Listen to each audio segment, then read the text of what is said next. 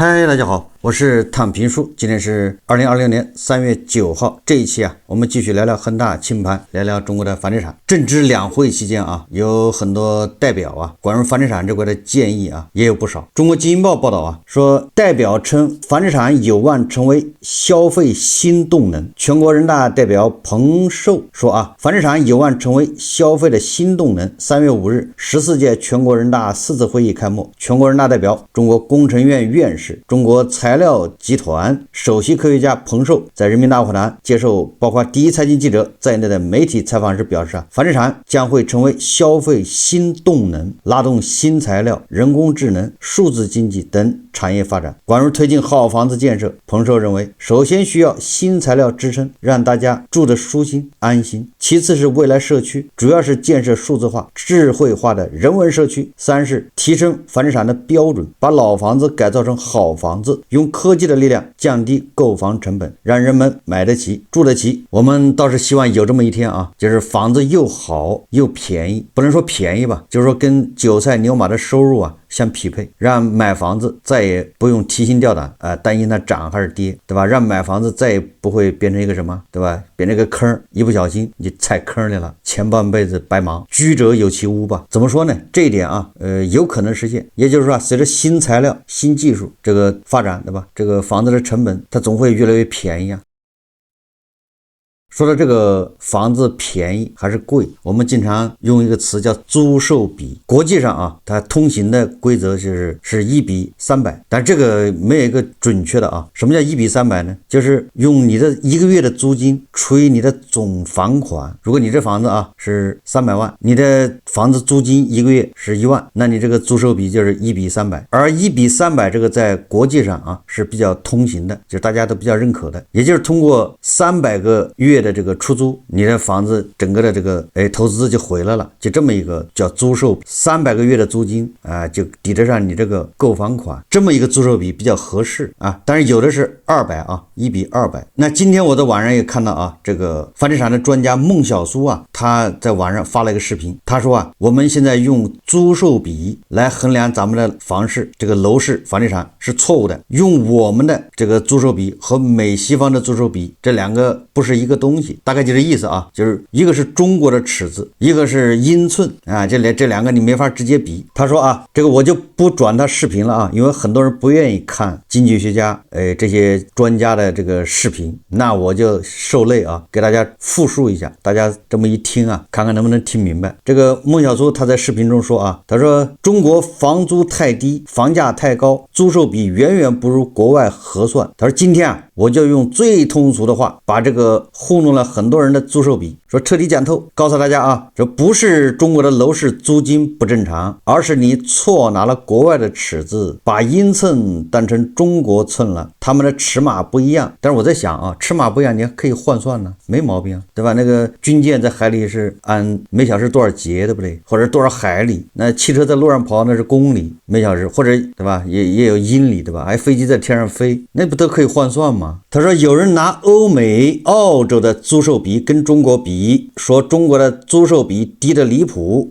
这其实是陷入了误区，因为外国的房子和中国的房子是在不同的制度体系之下，不应该这样比。他说我这个孟小苏他从4个方面他讲的还是很全面的这个第一个，他说国外年年要交房产税，中国几乎是零持有成本，就持有成本持有环节中国是没有费用的，但是国外年年交房产税。他说在美国、欧洲、澳洲，房产税是逃不掉的一笔硬开销，平均每年1%到2.5%。他说一套几百万的房子，一年光房产税就要交几万块钱。我想这个加头老师是最有发言权，对吧？我是没有发言权的，毕竟在美西方没房子，也不知道怎么算的这玩意就是加头老师他应该现身说法。他到了澳洲更夸张，一套75万澳元的房子，就算连贷款都还清了，一年各种持有费将近5万澳元，那这个确实不少这比租金还高。他说这些税全得房东出，相当于租金还没捂热呢，就得先交一大笔房产税。而我们中国除了上海、重庆搞房产税试点，那个都是象征性的可以忽略不计。全国还没实行房产税，房子你只要不卖，1分钱的持有税都不用交。如果算净收益的话，你看着比租售比低，实际上拿到手的钱应当不比国外少。我知道孟小租的意思啊，就是国外你那个房租虽然高，但是你把房产税去掉，对吧？你把在一些其他什么持有费去掉，你那个钱还顶不上啊中国的这个租金，就这意思啊，就同样价格的房子啊，同样价值的房子，那也就是他的意思就是那这么一算的话，那中国的租售比啊，它也不算低，就这意思啊。那第二个，他说国外的物业费贵到吓人，说中国物业费便宜到良心。有人说咱们中国也有物业费啊，孟小租他不这么认为啊，他说你算一下这个账。他说美国公寓的物业费高的能跟房产税差不多，纽约能到房价的 1%， 一年交几万美元很正常，而且物业管理有权加钱啊，如果你不交的话，甚至能把你的房子给你法拍掉。澳洲的公寓啊，一年物业费也要几千到1万澳元。那再看看我们100平米的房子，一年物业费也就是个2-3千块钱，顶多5-6千块钱，跟国外的差距啊，那是天壤之别。那就是第二个啊，就是我们的物业费那就是非常便宜，跟美西方的不能同日而语。第三个呢，他说国外的维修年年掏钱，我们一次性买断了未来的维修，在美国澳洲房子漏了，电器坏了，还有防白蚁，全是业主自己掏钱，一年要预留房价的 0.5% 到 1% 的维修费，这是一笔长期的开销，就是年年要交。当我们中国买房的时候啊，就交了维修基金，一般是房款的 2%到 3%， 未来几十年的大修钱早就一次性的交完了。他这么一比较就明白了吧，中国房价看着高，是因为把未来的维修费提前算进去了，国外房价看着低，是后续要不停的花钱把这笔钱摊到租售比里面，我们的数据根本就没有那么低。你看他要这么算的话啊，似乎还挺有理。第四点是关键，他说国外租购同权，而中国的房子啊绑定教育、户口等一堆权利，这是最核心的区别。在美国、德国、欧洲大部分国家，租房子和买房子享有权利一模一样，孩子照样上学，法律还保护租客，房子卖了都不能赶人走。但是在中国啊，尤其是大城市，房子不只是住的地方，还是上学资格、户口、城市福利的入场券，租金只对应居住这一个价值，而房价之中包含了居住、教育、户口、身份一整套的价值，拿只算居住的租金去对比，包含着一堆权利的房价，得出租售比低的结论，这不是瞎比吗？他就认为啊，所以最后啊，孟小租啊，他说跟大家说一句实在的话，拿国外的租售比来否定中国楼市，就是在刻舟求剑，不是中国租售比不正常，是这套指标啊根本就不适用于中国的制度和国情。未来我们的租户啊，租赁市场完善，指标会慢慢变化的。他说但现在还不是那么回事，就是再也别被中国租售比例的说法给忽悠了。这是孟小租啊，他说的这个4点理由。我说了啊，貌似啊他说这4点理由好像是有道理，但实际上他又没有说全面。那他既然说啊我们中西方这个制度不一样，那你得说全面啊。你美西方买的房子仅仅是房子吗？对吧？我们买的那是钢筋水泥啊，土地只有使用权呢，对吧？美西方买房子我知道有2张证，一个是房产证，一个是土地证，对吧？你占有那个土地的多少1/2，应该是这样子的，那我们少一个证啊。所以这个孟小租的这个观点，他讲的倒是有些地方是可取的啊，我觉得，但是他遗漏了重要的一些信息啊，对吧？首先啊，这个租售比那是大家比较得出来的，对吧？因为大家都认为我们的租售比就是比美西方的差。刚才已经说了，加州老师自有发言权。说到房产税、物业费这些年年都要收的啊，包括维修基金。这个年年都要收，这个我不太清楚啊。但是我在想，像这些带有公共服务性质的收费，你比如税，美国是每个地方收的税不一样，房产税这个我知道啊，就是每个州啊，好像房产税都不一样，对吧？你收你的，我收我的，你定的是 1.5%， 我定的是 2.5%， 好像是这样的吧？为什么呢？因为人家收了这个税之后是要用在当地的教育、公共设施，甚至啊，对吧？这个富人区是不是收的更高啊？有钱的，对吧？人扎在这地方。就这种带有服务性质的啊，你比如说这个物业费也是的，你拿纽约举例子，对吧？你拿豪宅富人区，那物业费肯定贵啊，不用说了，对吧？但是你要是那些这个铁锈区是吧，或者是穷人扎堆的地方，你物业费贵得了吗？那这个在咱们这儿也一样啊，你上海的豪宅物业费一年物业费60万，那也够贵的。上一次咱们节目介绍过的吧，上海那个1.5亿一套的物业费一年60多万。孟小苏举例子的时候，我们100平的房子一年2-3千的物业费，那是普通小区啊，而普通的小区里面的物业管理那简直了，你投诉都没用啊，对吧？这正好啊，最近这个人大代表开会，有很多人大代表提建议啊，这个封面新闻说代表建议重塑物业定位，小区主人翁是业主而非物业。你看把人大代表都逼急了，对吧？这个小区的主人是业主，不是你物业，对吧？你都已经鸠占鹊巢啊，两字之差戳中无数业主心头事。这个封面新闻说他说业主开车进不去自家小区，只因未交物业费，门禁道闸沦为催费工具，基本通行权都随意剥夺。这个还不算啊，我记得过去如果你要不交物业费，你买不了水买不了电，那时候有那么一段时间买水买电买气都要通过物业啊，你自己不能在国家电网直接买，对吧？你买气也是的，你没交物业费，不好意思，你水电煤你买不了，不给你买。近年来物业与业主的矛盾频发，根源在于错位的角色认知。全国人大代表樊云直击痛点建议将官方文件中的物业管理统一改为物业服务，两字之差不仅是表述的优化，更是从管理者到服务者的理念重塑，直指行业治理的核心症结。连一个国家对吧都说叫服务，为人民服务，你这个物业还叫管理，这确实有点这个过分了。改名字容易改思想难，管理和服务一词之差别是态度和立场。一说管理，物业成了管人的，业主反倒成了被管的，关系不对等，矛盾自然多。换成服务，一下子就平等了，业主花钱买服务，物业干活尽本分，这才是本该有的市场规矩。从管理到服务，不只是改个名，更是法治和市场的双重归位。民法典早就定了物业的服务属性，不少地方也改了叫法，但行业惯性太大，还是有物业端着管理者的架子，统一官方表述，就是要把法律精神落到实处，把契约关系摆正。物业的本分是守好小区，修好设施，回应诉求。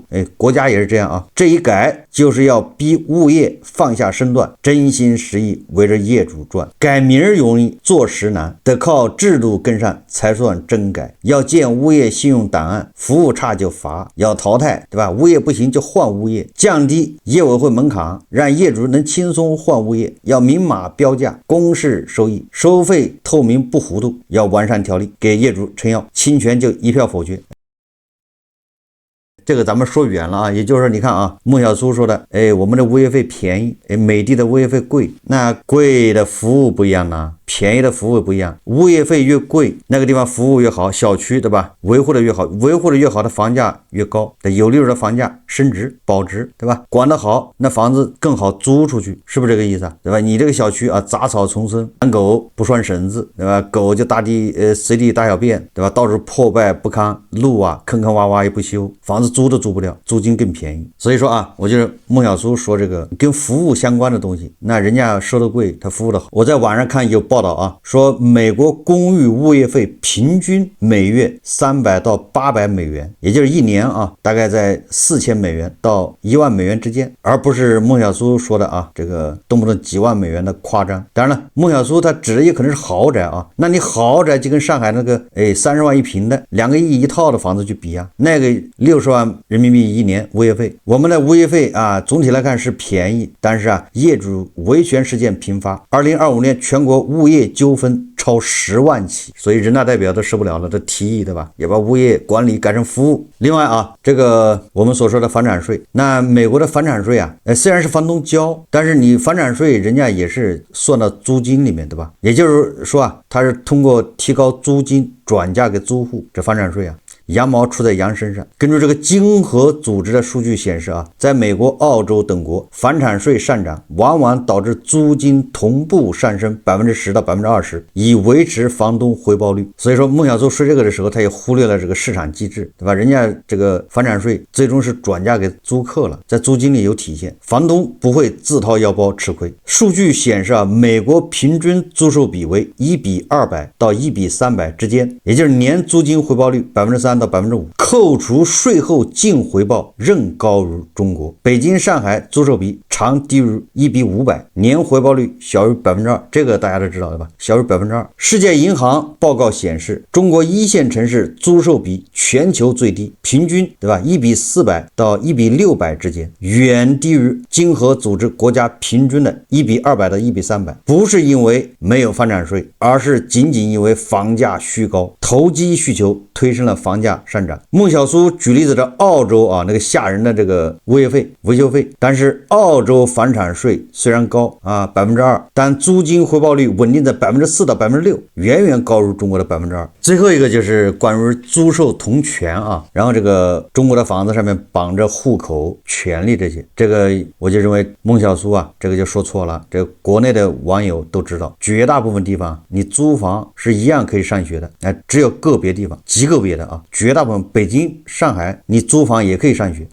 不一定你必须买房。所以咱们现在也在推租购同权，对吧？这个政府还在搞廉租房呢，大力推行租购同权。所以说孟小苏他这个逻辑上错了中国租售不平等核心区别，但这也是问题所在，就是户籍制度扭曲了房价，将公共服务私有化，导致租售比低，反映社会不公而非正常。也就是说在这方面孟小苏有点这个叫本末倒置，倒因为果。最后我想说的是这个租售比不光是中国在用，全球通用，怎么就到了中国就不行了？又变成一个独有的国情，对吧？这个租售比这个尺子是全球通用，它是对吧？很多这个大的这个机构资产管理公司它要全球去投资你比如贝莱德、黑石，对吧？它全球投房地产，人家全球投房地产衡量的就是租售比。你这回告诉黑石贝莱德，你说你们的租售比的尺子错了，这不要闹笑话吗？所以说这个为了回避或者叫遮掩中国的房价脱离基本面这么一个事实，孟小苏他就不停的对吧，就是找理由去辩解，实际上是为了掩盖这个房价扭曲，也就是我们说的房价严重的脱离了韭菜的这个实际收入。那它只有回归这么一条路，要么你就提高韭菜收入。我们再看网上有个大 V， 正能量大 V， 但我就不说名字了他发了个微博回忆他自己买房，他说2012年11月我在东莞买了套房，今天也就是2026年3月我把那套房卖了，卖出价和买入价几乎一模一样。过了14年当初什么价格买的，现在还是什么价格卖出去了，14年过去了，原价。作者说14年间中国大部分房价应该都回到了原点，这么说至少是东莞对吧，某些房子已经回到了14年前2012年。但是作为这个作者来说，他肯定是赔钱的，因为你房价没变，但是那你买卖有手续费，有中介费，对吧？你持有不花钱，但是你物业费呢，虽然便宜的有这个租售比不合理，对吧？也就是租不上价格。你交易的时候有契税，有中介费，还有增值税，这还不算，你这过程中恐怕还给银行做贡献，你可能贷款了，对吧？你100万买的，你现在100万卖，你当年恐怕是首付20万，贷了80万，80万还完了，你还了多少利息吧？所以说他买这房子表面上看价格没变，总价实际上他也是赔得稀里哗啦的。也就是说你2012年买房，你现在都是赔钱了，这还不算网上我看有个网友河北的，他是3月9号下午4点发了个帖子，他说最近感觉邯郸不少地段房价几乎腰斩。邯郸我知道吗？那跟安庆应该差不多都是鹤岗话呀，成语之乡，对吧？说主城区有些地方都已经跌到了5000元，看着着实吓人。主城区5000块钱一平米他说再往下走怕是要奔4000去了。虽说离马云说的白菜价还差得远，但真要是跌到3000，那绝对是创造奇迹，估计满大街都得放鞭炮庆祝。也就是说也这5000、4000，那邯郸人还觉得贵，你要跌到3000最好，放鞭炮吗？庆祝吗？